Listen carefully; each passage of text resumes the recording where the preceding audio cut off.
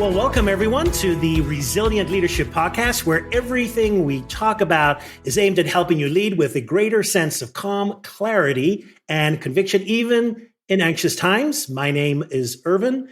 And today, as always, I am joined by my co-host and friend and collaborator, Bridget.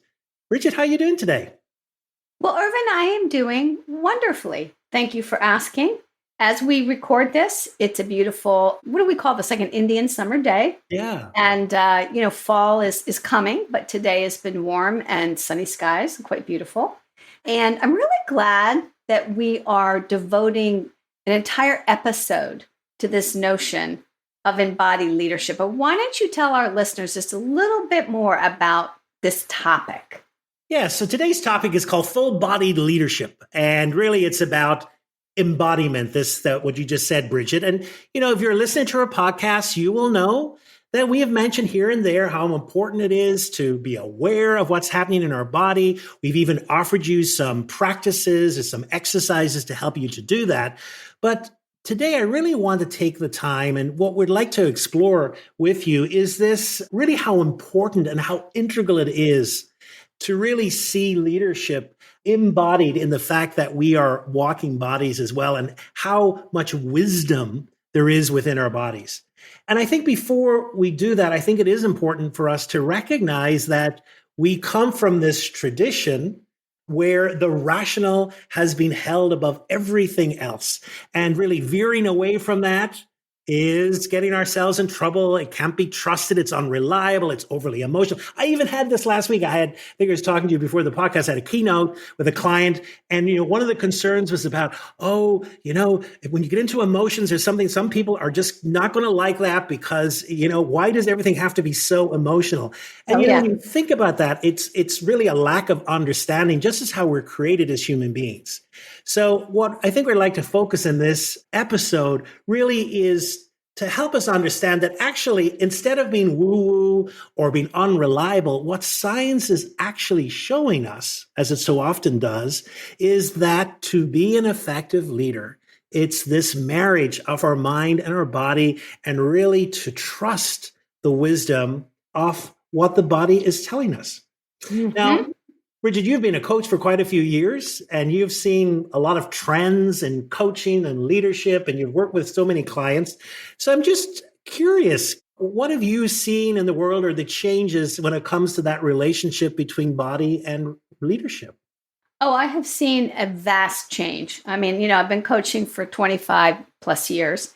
And when in the early days, if you mentioned the body, people would go, "What?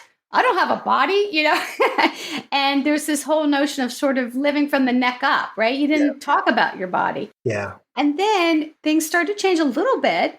But even after I'd been coaching for a good decade or so, I remember a colleague of mine and I were at a high-tech startup company. And she went to teach them the simple practice of centering. And I saw a whole bunch of eyes roll and giggling and stuff like that. People were like, you said woo-woo? They were like, ladies, this is woo-woo. Now, fast forward to today, and many people have meditation practices. Mm-hmm. They have yoga practices. They know about the breath.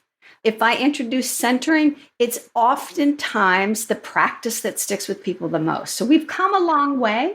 And we have a ways to go, in my opinion. So I'm curious what you think, Irvine. I agree with that as well. I think as well, where we're at today, I don't know about you, but for my clients, I meet some clients, and especially where we have been in these last few years, who are literally at their wits' end. And they have tried all the traditional things, and it's just not working. They're at a level of exhaustion. And I think that has, as bad as that is, it also leads to a new openness.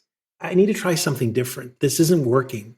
And so I'm finding a hunger for what we might call non-traditional kind of approaches, or just bringing, an openness to even thinking about the wisdom of the body, and knowing that the tired old responses just don't work anymore. Yeah. And, the fact of the matter is, we are whole beings. I mean, we have our thinking self and we have our physical self, and the two are not cut off from one another.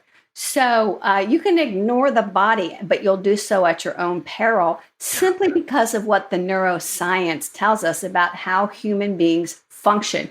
I mean, Mm, come on, we know anecdotally from our own life experience that we read people's bodies all the time, absolutely. right? Yep. So why don't we start there, Irvin? I think that's a great place to Sure. begin our conversation. So, what does the neuroscience tell us about embodied leadership or just the body and the mind connection? Yeah. So I think, this is such a rich area at the moment, and it really is a lot of some excellent cutting edge research. And I think I just kind of want to highlight maybe one or two things which are really confirming what instinctually I think we always knew. And so first of all, when we think about intelligence, so often we think of our frontal cortex and the home of intelligence and rational thought, et cetera. But I think what neuroscience is telling us that's one intelligence. And it's an important intelligence for leadership. But I think also that what we're also learning is that the body also has other intelligences which have wisdom and can help us inform. So, two areas that are really interesting. One is an area called neurocardiology, which is this connection between the heart and the mind. Oh, cool. And so, when you think about it, the brain, so often we think about the brain, we think of the brain up here in the middle of our skulls. This is where the brain is.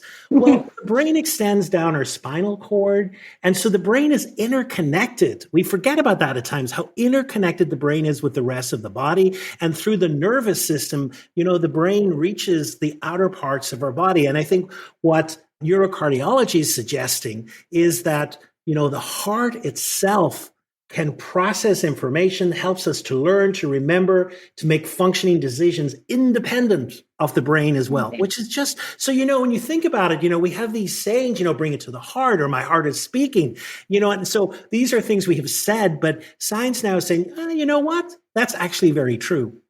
And then the other area, which is I suppose the newest area that the research that's coming out, is what's called neurogastroenterology. That's a mouthful. That's the spelling bee. What's talking about there is another brain in the gut. And this as well is connected to an enteric nervous system. And this functions independently from the brain as well. That's why, we can digest foods without a second thought. It's why actually after a person that's declared brain dead still has the ability to process nutrients, etc. So, we often think then about, I have a gut feeling. There's something there. I have intuition, et cetera, and some people will say, well, there's nothing to that. But there actually is something to that. Yeah. There is the idea of that. So I think it's important for us to realize that the brain extends throughout the body, but also there are other parts in the body as well, which are part of this process, especially when it comes to making decisions. Mm-hmm. So, as you're talking, I recalled something that somebody shared with me a few years ago, and I just remembered it as you were talking, which is that her husband was having a transplant. Now, his was a kidney transplant, but when you go through that process, you meet a lot of different people, right? mm-hmm. And they had met somebody who was having a heart transplant, and that person shared with them this story that not them, but someone they knew who had a heart transplant. After they got a new heart, they actually started having a few different memories of felt experiences that they actually hadn't had. And it was around something like music. Yeah. And the recipient, not the recipient, but the giver had been a musician. Now, I'm just telling this as a story that I heard that I thought was fascinating. And at the time I thought, well, how could that be? Yeah. But to your point, perhaps the heart retains its own form of memory in a different way, right? Not in language, but in other ways. Yeah. So, of course, all of this has implications for leadership and how we make decisions. We really do, I think, grow up kind of being given the message to mistrust our feelings, because they're not rational. Let's be more analytical. Let's set our feelings aside and make a good decision. But as you just so nicely explained, it doesn't work like that in the body, right? Feelings are much more than just sort of these transitory things. Feelings are actually part of the decision-making process. And we want to include them because they often they arise out of life experiences that we've had where we've detected patterns. And those patterns are really in feelings that we have. That gut instinct is the recognition of a pattern at an emotional level, right? So we want to bring the two together. We don't want to divorce parts of ourselves. We want to integrate ourselves. Yeah. And when we do so, we make better decisions and we show up, I think, more powerfully, right? It's about using all of the wisdom available to us from our whole selves. Yeah, absolutely. Mm-hmm. So you have any other thoughts to add to that, Irvine? One other thing as well that I think that research shows, it used to be, especially is something happens to us, we have a reaction, and then the outward sign is we go into an emotion, etc. But I think what's interesting as well is some of the research as well about how our actual posture, the way we configure muscles in our face activate feelings, etc. So I think that's really important to show that the power of the body as well, the way we show up in our body, the posture we form, how we configure emotions in our face, muscles in our face can lead to new emotions and generate emotion. I think that's really, really important because it just shows you there's this interplay. It's not just, the body's not the last thing. The body can initiate. And so how we configure our body, how our body is in posture to be aware, all of that is influencing the way we show up, and it's influencing decisions, and it's influencing how other people are seeing us. So it really is this beautiful holistic approach, which I really think that we have to be very aware of.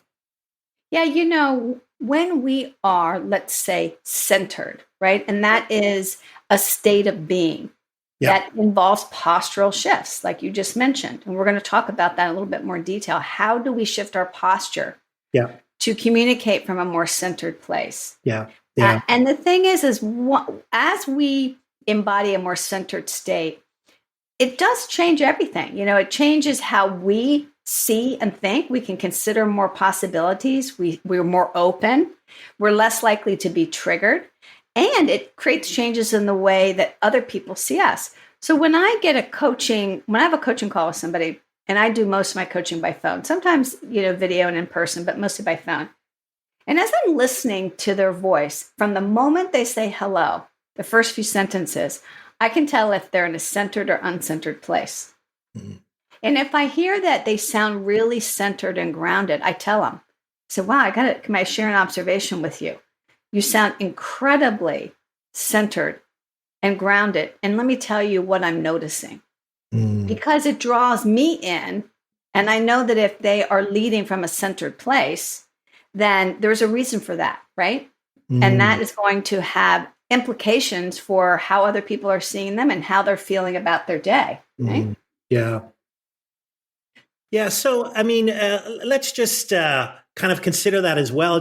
Very often when we think about, our bodies and how we talk about our bodies, and I think our bodies are part of the response of any situation. I don't know, Bridget, if this happens to you, but, I do it. And then sometimes with clients as well, I'll say, how are you feeling? And what they'll say is, well, I think I'm anxious today, or I think, and anytime you use the words, I think, you're in the brain. And I think that's even telling us, when someone says, I'm anxious. Well, how do you know I'm anxious? Oh, I just know it from my shoulders. My shoulders are just tense, and there's the neck and the jaw and the tension, and my voice, there's a difference in my voice. Or I'm feeling fear. And how do you know that? Oh, I just kind of feel cold and I'm enclosed, etc. And I just feel I want to get out of here. I'm distant. Or I'm upset. Well, how do you know that? Oh, there's this heat and I'm moving inwards and I've just got great tension. All of these are indications, of how our body is informing us. And very often these physiological aspects of a response are there even before we've begun to think about it. So often we don't integrate that wisdom, that knowledge. When you think about it, how much, how improved would a decision be? How much better would a response be if I was able to access that wisdom and then integrate that into a response? And Mm-hmm. I think, considering the business environment we're in, which we've talked about before, there are so many opportunities day in, day out to be off center. There are things just literally knocking us off center from the moment we wake up in the morning till we get home at night and go to bed again. And so therefore I think it's important for us just to be aware, first of all, what does center look like? What does that feel like? And I Yeah. think then that can really we can begin to appreciate what it's like to be off center. Yeah, indeed. Because, we can say to ourselves, you know what, I'm just not going to get triggered by that person Mm, today. yeah. Right. But then we show up in a meeting, and if we're not paying attention to our body and how we entered into that meeting in the first place, the person may say or do something, and before we know it, we're triggered. Yeah. You can't just have an intellectual commitment to be a centered leader. Yeah. It has to be an embodied one, Yeah. right? Yeah. So maybe what I think would be helpful is to take a deeper look at what does centering look like and Mm, feel like in the body. absolutely. We shared, I think, many podcast episodes ago, a very short centering practice. It was in year one. Yeah. But let's take a deeper look. And in particular, I think it would be really helpful to sort of break this down into three facets of ourselves, Yep. right? Our Yep. length, width, and our depth. And so, because we're talking about the body now, we're not intellectualizing centering. We're talking about getting centered in our body. So, length. Why do we need to pay attention to this dimension of ourselves? Mm, Well, length is what telegraphs to us and to the people around us that we have dignity and respect. For whom? Ourselves and for other people. And so when we embody our length, we feel legitimate, we feel dignified, and others feel like we're treating them like that. yeah. So here's a simple practice for embodying your length, right? So you bring your attention to the center of your body. We'll work from there to like your belly.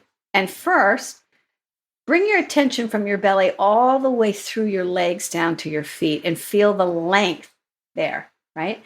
And feel your feet into the floor. So that's grounding us and getting in touch with the length from the center down. But now pay attention from the belly to the tip of your head and find a nice, tall, upright posture. Pay attention to your spine. Inhabit a tall spine and feel like a string is pulling up from the top of your head all the way up into the sky. Mm, And so now we have a long, tall spine, but we're also grounded. And if you think about the extremes of this, you can get too tall mm, and disconnect from the ground, and you might sound and look arrogant, mm, or you can sort of be so into the ground with a collapsed spine that you don't feel worthy. yeah. Right? And so the body and the length of our spine is the first place to begin really embodying a centered presence. But that's just length. So there's also width and depth. So what about width, Yes. Irvin? So width, it's interesting. Width is all about how far we extend. And the importance about width, there's an interrelationship here with our feeling of connectedness, but as well as our boundaries. Where do we end Mm. and the other starts? And this is a balance. This is all. And if we've talked about this before, we've talked about that if we're too connected with others, we can become very enmeshed. Or if we have too solid a boundary, others can't come in and we're shutting them out. And so width is about finding this right balance of being connected as well as knowing where the right boundaries are. So a way of doing this, or a quick practice, would be, once again, standing and then working in our abdomen, and then just kind of feel the width of your body filling out. What does it feel like? Just think of the sensations. Go from one shoulder to the other shoulder and the outside of the shoulders. Feel, the extent of your width, or from hip to hip, or feel the outside of both our arms and our legs, and just spend a few moments just to feel what that sensation is like.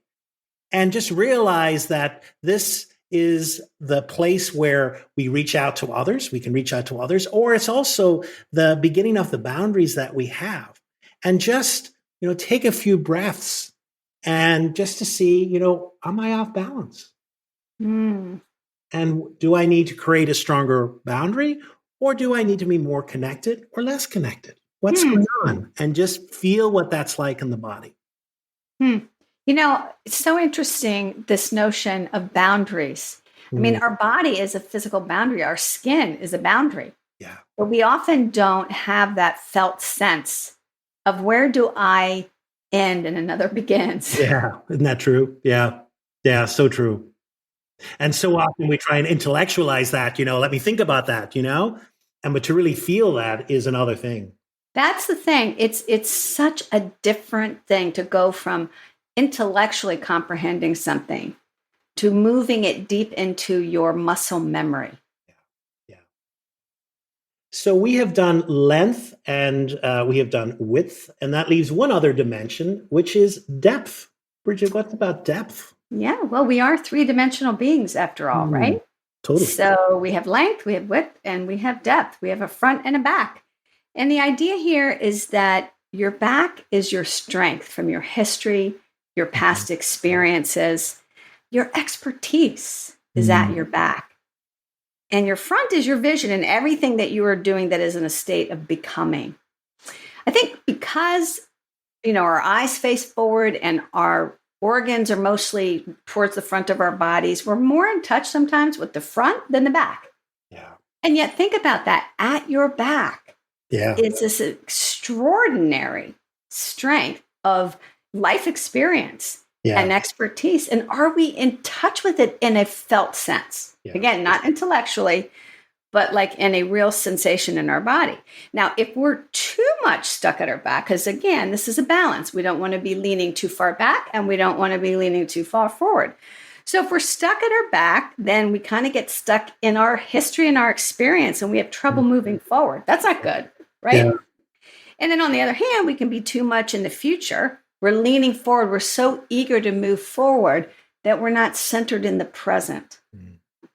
So it's interesting to think about that from a bodily perspective. And I just invite our listeners right now to kind of find your center point and then tip forward and notice the energy it takes to Mm. be in a contracted state where we're tipped forward. I mean, your muscles have to contract.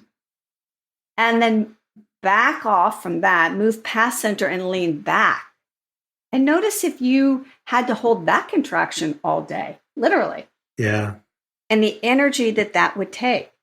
What we want to do, of course, is be right there in the middle, neither tipping too far forward or leaning too far back, which allows us to be in touch with our knowledge, our experience, our history, but also our vision Mm. and the present moment.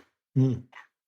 So I would invite listeners to think about when you go through your day, do you tend to lean a little bit too far forward from center or a little bit too far back? Love that. Love that. Even common sayings that we have. Oh my God, you're so stuck in the past. And it's Yeah. this. These sayings, they match up kind of this the body and the bodily experience. Normally, we tend to have a practice, but in reality, we've just gone through a beautiful three-part practice. And so Mhm. perhaps as we finish up today, what I would just encourage everyone is to think about how you might integrate these practices as an additional way. We're not saying, and hopefully you haven't heard this at all in the episode, we're not saying that the intellect is bad and the body is good or vice versa. We're talking about this holistic approach. So whenever you are dealing with an issue, you're going to think about the issue. But what we're inviting you to do is, are there ways of bringing the body into that process of how you consider an issue that's rising up, and maybe some more information or insights or openings that will provide you. So say, for example, if you have a meeting or a presentation, you feel nervous about it, about your contribution. So you're going to prep and re-prep. Maybe take a little bit of time just to use that first exercise around your length and around your confidence and your dignity. Or perhaps you're in a situation where you feel maybe you're cutting yourself off from another person. Maybe it's something you're confused about, where you should be, as well as thinking about the dynamics of the relationship. Maybe take some time and go into that exercise about our width. And just what does that feel like in the body when you think about that relationship? Do you feel you've created a boundary or not? And then maybe you're in the midst of a decision where you're worried about its impact. It's going to maybe impact other people, and you have a history of a decision doing that, and you're thinking about that past decision, as well as thinking out this new decision. Take a little time and maybe think about the dimension of depth. And just where's your body in that? Are you focused in that past mistake? Are you rushing to make a decision before it's time? And can you not just be present, perhaps, with that decision where you need to be now? That's beautiful, Irvine. This notion of full body leadership, again, like you said at the beginning, people might think it sounds woo woo. But as I listen to you, I think, boy, it's one of the smartest things that we can do, which is to integrate all of our wisdom, right? Mm-hmm. And what does that mean? That means our intellect, it means our emotions, it means our instincts and our gut. Because as we integrate all of that, not only does that make us more effective in our decisions and so forth, but it creates credibility and trust. Yeah. Because we all know, we've all been around leaders who are saying one thing, but the body is saying something else. Yeah. And I don't know you about Bridget, but I would say, we use different language for it, but there are times when we come into the presence of a leader who has it all together, and we just feel different. They feel different. We feel different. And I suppose the language we could use is that person is centered. And I think when we walk into a meeting, when we walk into the presence of someone that truly is centered, that is felt. It's not just something that's going on in their body. It extends beyond that, and it is felt by anyone that meets them. I want to share one final thought that I just got triggered when you said that. I was talking to a client who has never met me in person. She has seen me on Zoom, but she's never met me in person.